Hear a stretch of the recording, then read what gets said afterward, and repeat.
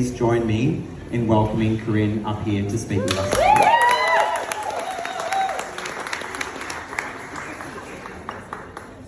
Thank you, Tim. And how cool is my MC? Let's hear it for Tim. Wow. Oh, this is a night. I don't think I've... Wow, I'm just... Oh yeah, you did it. Yeah. Thank you everyone for coming. This is pretty cool. How beautiful is this venue? This is awesome. 1908 bar staff, are we able to kill the music? Because I'm just aware of the people at the back.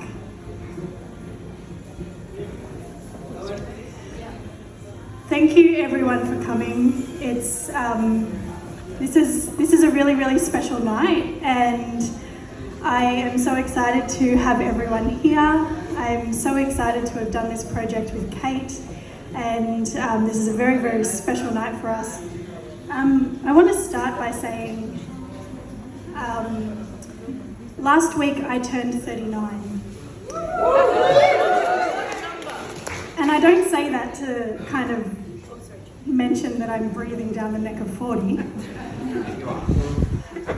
I say that because that's the age my brother was when he was cruelly taken from us about 5 years ago, just over 5 years ago. And this is a really hard thing to process. To know that this is the last year that I'm going to be the younger sister. And, you know, Bernard Fanning, my favourite singer-songwriter, wrote a song and talks about, once I was the youngest and now I'm the middle branch of the family tree, because he lost his brother at one stage, and I never related to that song until now. So this is a really huge thing, and I don't know how I'm going to comprehend it, but this has all been part of the thing that I've had to process, and that is why I wrote the book, because the book itself is my process, and it's everything that I learned in the last couple of years, things that I'd already known before anyway at a very distant level, and now I just know them too close. But this is a night for celebration. This is a night for something that's really, really exciting and something that I'm incredibly proud of. Probably the biggest thing that I've accomplished in my life to date. And I've just had incredible support along the way. So this night is recognising that and celebrating that.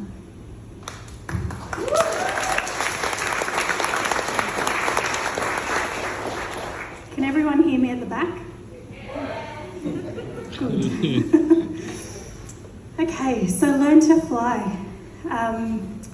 Learn to Fly, and we're going to hear a beautiful reading of it tonight. Learn to Fly has 3 characters.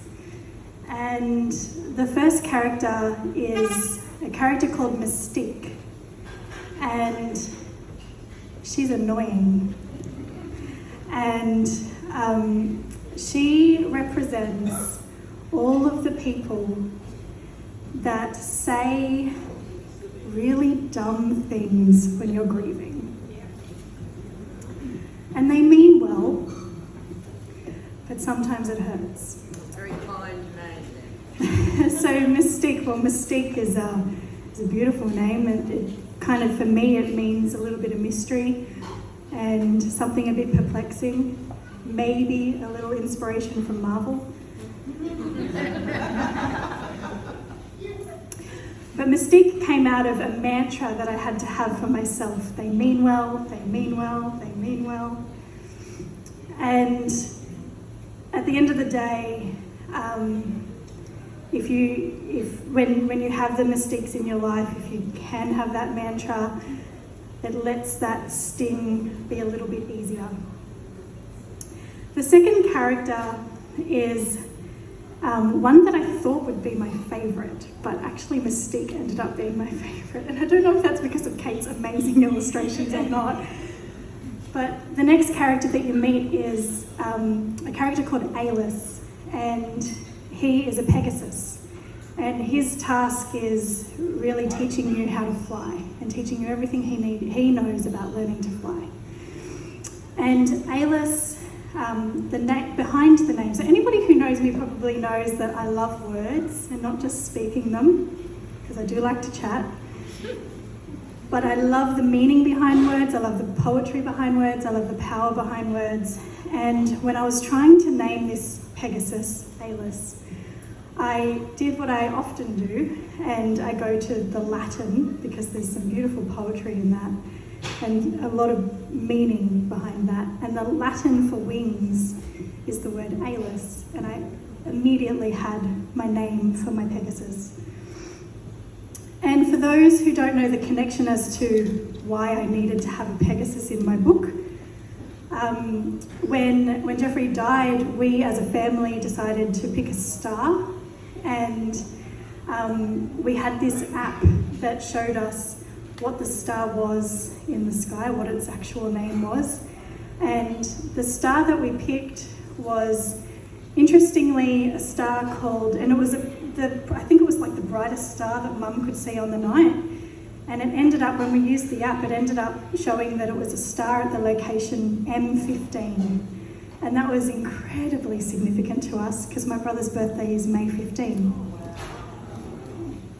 And so we knew that that was his star, and we knew that that was him looking down on us and being a constant reminder to us that he is there and he is watching over us.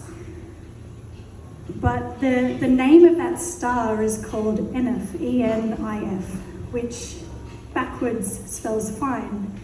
And I remember Mum saying once, he's up there looking down to us saying he is fine.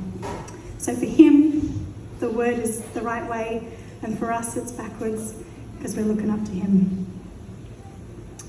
So it was incredibly important that I had a Pegasus. Of course I had to have a Pegasus in my book. And so, oh sorry, I didn't even get to the punchline. So the reason why, so the Enif is the nose of the constellation of the horse Pegasus in the sky. There we go, yeah, we've made the connection now. Yep, I'm good at this.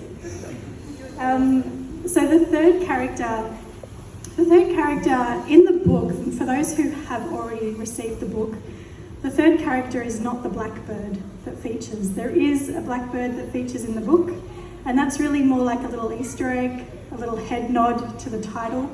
And we heard Gus and Iggy tonight singing Blackbird by the Beatles. I think they were singing the Katie Noonan version, which is a very beautiful version. And so the song Blackbird is blackbirds singing in the dead of night, take these broken wings and learn to fly. And I had the title of the book before I had anything else of the book. I knew that that's what it was going to be called. So this blackbird is featured 3 times, and I told Kate that it doesn't matter where the blackbird is in the book so long as it is featured 3 times. And as I said before, this book is so much about my process and my journey. And the number 3 is significantly important. I think he's jealous, he didn't get a ticket. The number 3 is significantly important to us because when Jeffrey died, he became a hero to 3 people because he was able to donate his organs and save 3 people's lives. And because of him, 3 people got a second chance at life, 3 people are no longer terminal, and 3 people get to live because of his gift of life.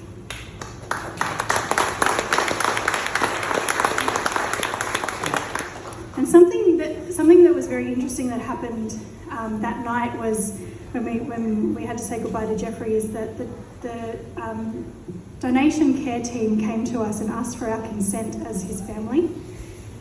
And so this is a little public service announcement that if you haven't registered to become an organ donor, seriously consider that. And where we're having the book signing tonight, there's a couple of flyers that I want you to take.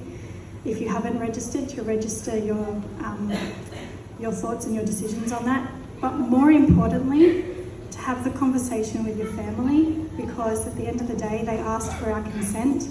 And if your family know what your wishes are, you too could also be saving some lives and becoming heroes in someone else's story.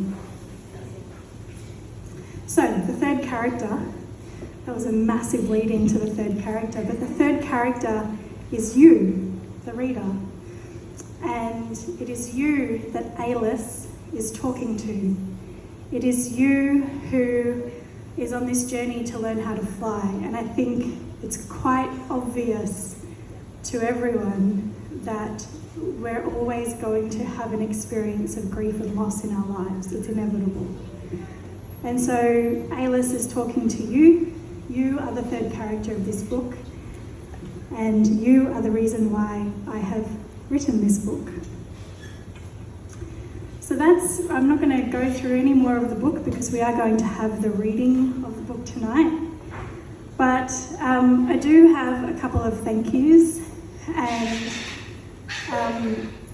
one of my thank yous, and I don't hate doing thank yous, I think thank yous are important, but I know that I'm probably going to miss people out. But these are very specific people that I just want to call out tonight. So I have a creative team, and the creative team consisted of Nat.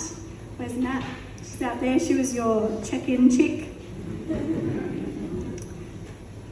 And Kate's daughter. There's a whole family affair tonight, by the way. Kate has a lot of people in this show tonight. Kate was my content creator for our Kickstarter campaign, and I'll be talking about Kickstarter in a second. Josh, who he's on my socials tonight. It's so weird having some looking at my thing going, I didn't like that, but okay. No, it's awesome. But so Josh has been anything kind of back end of the website and socials and things like that. Just incredible. My Learn to Fly Instagram looks pretty slick because of Josh. It's got nothing to do with me. He's just awesome. So thank you, Josh. And obviously the most important person in my creative team is my illustrator, Kate. Kate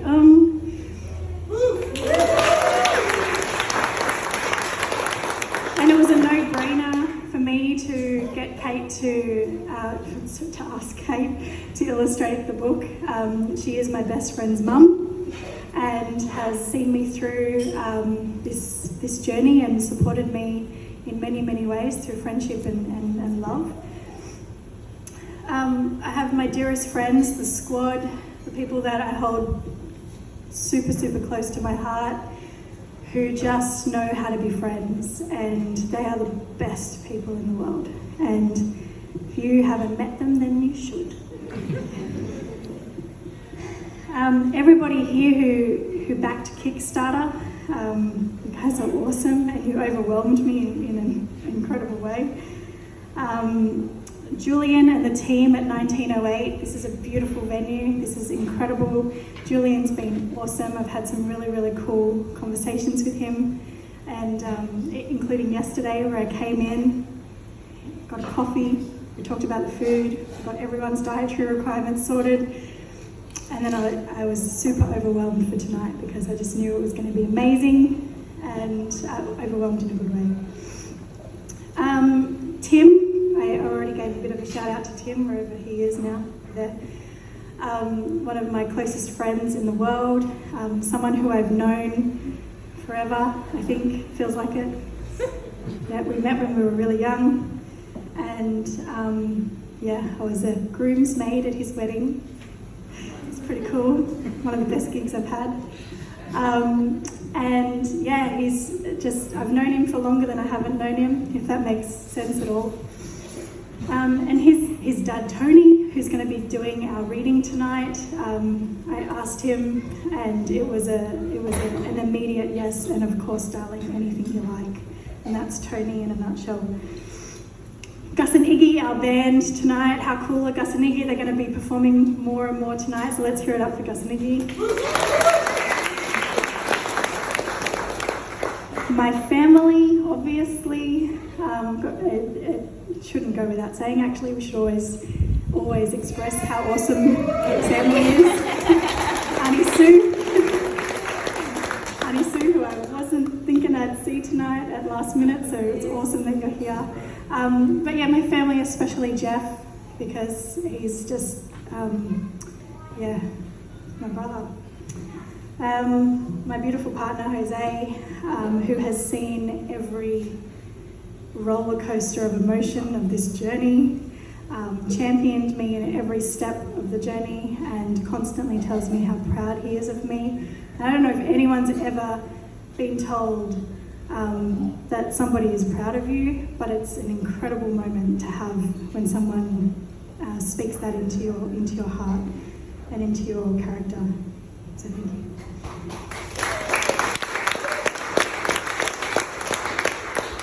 I have a special shout out to any NRL fans tonight because I know tonight is kickoff of the season. So Mum, it's all right, the Eels, I'm sure they'll win against Storm, right? Yeah, go Para. Tomorrow's more important, go to Sharkies. Saturday? Kim's a day earlier, it's all good. But go to Sharkies, yeah, we're in Cronulla. Yay! That was the right answer, well done. Okay, but very special, anybody who I've had a conversation with about grief during this process. And that's probably something that I want to talk about with the Kickstarter, and this is just me wrapping up. But for those who don't know Kickstarter, neither did I really until this process. Actually, I backed Gus and Iggy once for Kickstarter, so yeah, it's pretty cool. But being on the other end of Kickstarter is a whole new thing. It's next level. But interestingly with Kickstarter, so Kickstarter's a crowdfunding campaign, and basically you've got a project and you want it funded, and so you put it out there and hope that people believe in it, and you set a target, and if you reach that target by the end of your campaign, you get funded. If you don't reach that target, nobody parts with their money and you don't get funded, and you have to work out another way how to do the project. So I set my target and I gave myself 30 days for the campaign because that's what Kickstarter said, that a 30-day campaign is a really nice sweet number. It's not too long, that you can keep momentum going without kind of losing interest. And so we started, Nat and I decided, Nathalie and I had a full schedule of when we were going to post certain videos. We had a massive content schedule of like how we were going to get more people to back it and all this sort of stuff. We brainstormed, she came over to mine lots of times and we talked about it. Anyway, my Kickstarter was fully funded in 8 hours.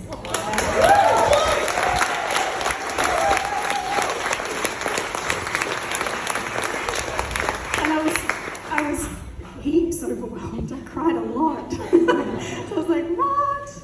But what came out of that was an incredible, deep understanding that it wasn't just because people were supporting me. I know that was probably part of it, but a lot of people I've been able to have conversations with that have had their own grief journey. And it was incredibly clear to me that this book was filling the gap that I thought it would fill. And the conversations that I had was the exact reason why I wanted to write the book, because there needs to be a platform for people to be able to express their grief however they need to. And that's exactly what this book is trying to give permission to. So that's all I want to say for now. I think I'm going to hand over to Tim, who's going to let us know what the next part is. And I really hope you guys enjoy your night tonight, and thank you for coming. You guys are awesome. Corinne Lindsell, everyone. They turned up the sound. Gosh, it feels so good to support incredible women in your life, and Corinne is certainly one of those for me and countless others in this room. I mean, hell, Kickstarter in 8 hours, that says something about how much we respect and love Corinne and what she's here to do. Corinne, everyone. So as we mentioned earlier on, we're now going to have Tony Iflin read Learn to Fly for us. If you come up here, Dad. That's weird, Tony, Dad. But before he does, let me lead us all in with